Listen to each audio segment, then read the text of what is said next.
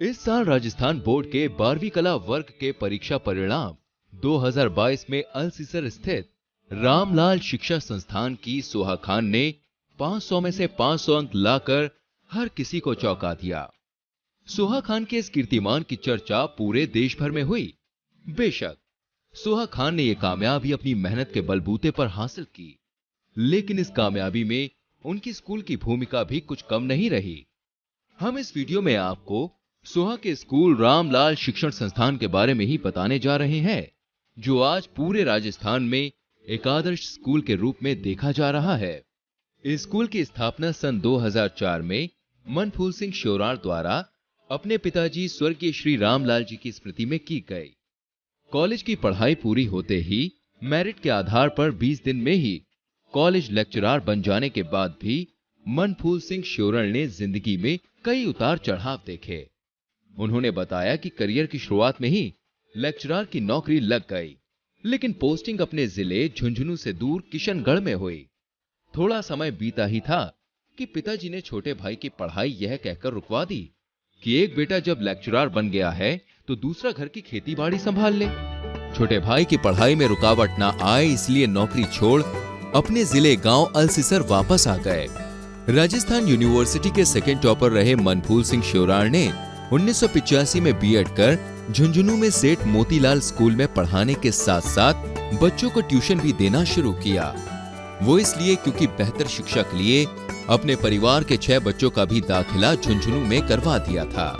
पहले ही साल में वाणिज्य वर्ग के उनके स्टूडेंट विपिन केडिया ने राजस्थान बोर्ड में पहली मेरिट हासिल की। इसके बाद उनकी गाइडेंस में परिवार का बेटा डॉक्टर अनिल कुमार और बेटी डॉक्टर मंजू श्योराण ने एमबीबीएस किया। इसके बाद डॉक्टर अनिल कुमार आईपीएस बने तो डॉक्टर मंजू श्योराण आईएएस बनी। आज 60 साल से ऊपर हो जाने के बाद भी मनफूल सिंह श्योराण रामलाल शिक्षा संस्थान में नियमित पढ़ाने के साथ बच्चों और शिक्षकों को मार्गदर्शन दे रहे हैं। मैं सुरेश कुमार इस रामलाल शिक्षा संस्थान परिवार में सबसे छोटा हूँ। सभी का लाड़ प्यार मुझे मिला है। मैं एक अध्यापक के रूप में कार्यरत हूँ सरकारी सेवा में, लेकिन जब कभी मुझे थोड़ा बहुत भी अवसर मिलता है मैं यहाँ आके विद्यालय की जो गतिविधियाँ हैं उनमें थोड़ा बहुत सहयोग करने का प्रयास करता हूँ। संस्था का रिजल्ट पिछले लगातार कुछ सालों से बहुत ही अच्छा रह रहा है। उसके पीछे बुनियादी जो कारण है वो श्री मनफूल जी सर हैं, जो संस्था प्रधान हैं। वो हर एक बच्चे को पर्सनली टेस्ट देते हैं और उनको इतना मोटिवेशन करते हैं कि बच्चे खुद लगातार अपनी मेहनत करके अच्छे से अच्छा रिजल्ट देने का प्रयास करते हैं। वो केवल बच्चों से ही परिचित नहीं है, उन सभी बच्चों की फैमिली बैकग्राउंड के बारे में जानते हैं। पारिवारिक स्थिति कैसी है, आर्थिक स्थिति कैसी है, क्या क्या समस्या उन बच्चों की हो सकती हैं, उन सब के बारे में वो व्यक्तिगत रूप से जानकारियाँ रखते हैं। और बोर्ड एग्जामिनेशन में जो मंथली टेस्ट आयोजित किए जा रहे हैं उनका भी रिजल्ट में बहुत ज़्यादा योगदान है।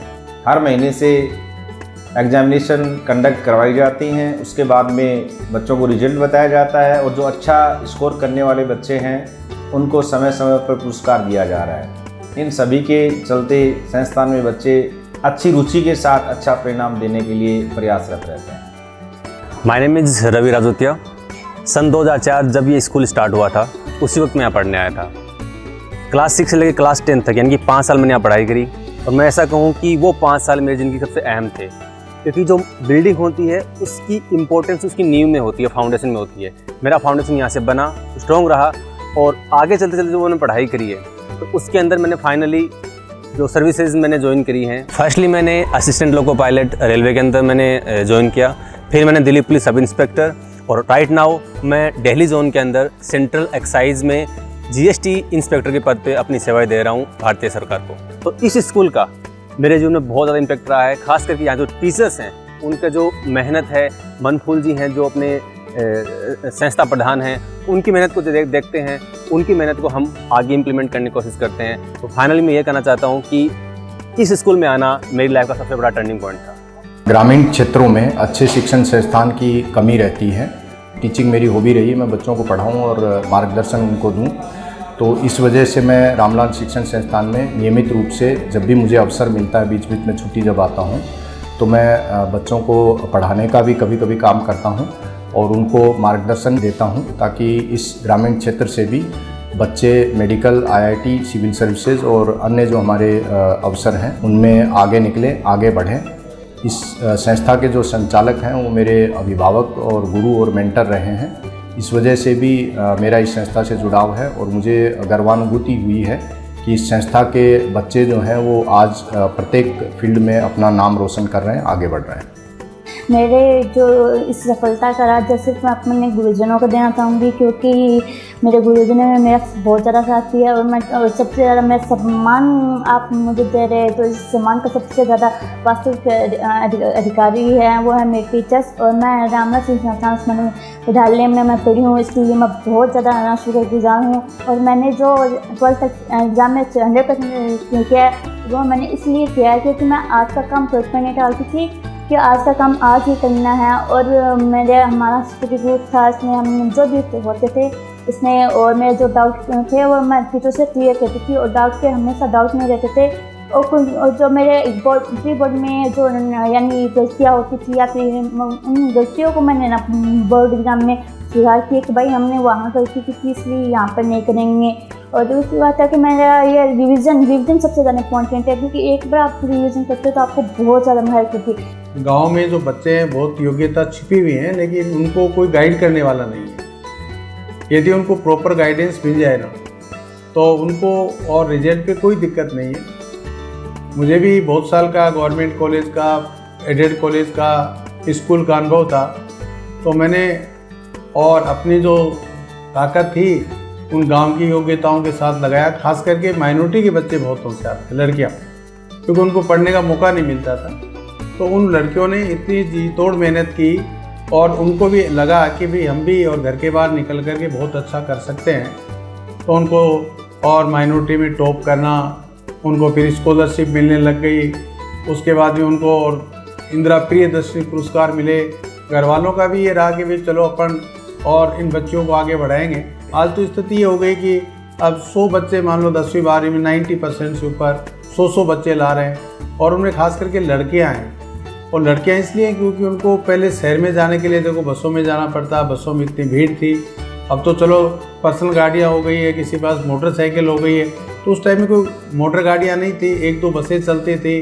अब लड़कियाँ बसों में और जा नहीं सकते थे, गार्जियन भेजना नहीं चाहता था कि यार कौन भेजेगा, पढ़ ली तो पढ़ ली, साइंस की कोई ज़रूरत नहीं है, जो विषय मिल गया सो मिल गया। अब स्थिति ये हो गई कि भाई उन्होंने और भेजना शुरू किया, एक को देख करके दूसरे ने पढ़ना शुरू किया। एक का कुछ ठीक हुआ, उसके रिश्तेदारों में देखा कि देखो उनका बच्चा निकल गया, हमारा भी निकल सकता है। तो कुल मिलाकर के देखो एक एनवायरनमेंट और माहौल है, माहौल बनाना बहुत ज़रूरी होता है। पढ़ेगा जो बच्चा जिसमें एक बार ललक पैदा हो जाएगी, एक उनमें थोड़ी सी मोटिवेशन हो जाएगा, फिर वो कोई भी काम कर सकता है। और जब तक मोटिवेशन नहीं होगा तब तक वो स्वतः प्रेरणा नहीं होगी ना उसमें, तो स्वतः प्रेरणा के बिना काम आदमी का नहीं होगा, है ना। जब तक आपके अंदर से कोई काम को करने की ये हो जाए कि मेरे को ये काम करना ही है ना, और इस काम को करके और मुझे सफलता प्राप्त करनी है।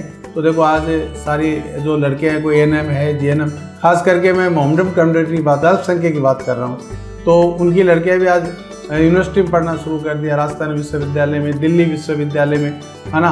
तो एक ऐसा उनमें बढ़ गया है कि डर था उनके कि भाई लड़कियों को 5वीं बाद में नहीं पढ़ाएंगे, भाई घर में रखेंगे, 7वीं बाद में नहीं पढ़ाएंगे, 10वीं बाद में नहीं पढ़ाएंगे।